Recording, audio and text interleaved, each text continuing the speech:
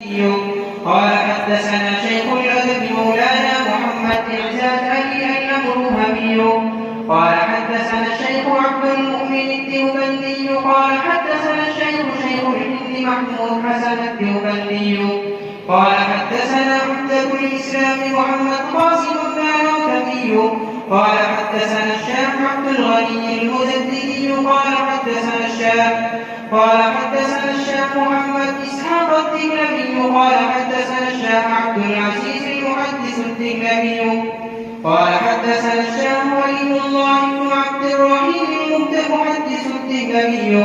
قال حدثنا الشيخ أبو طاهر المدني قال حدثنا الشيخ عبد الله بن سالم بن محمد بن سالم البصري قال حدثنا الشيخ أبو عبد الله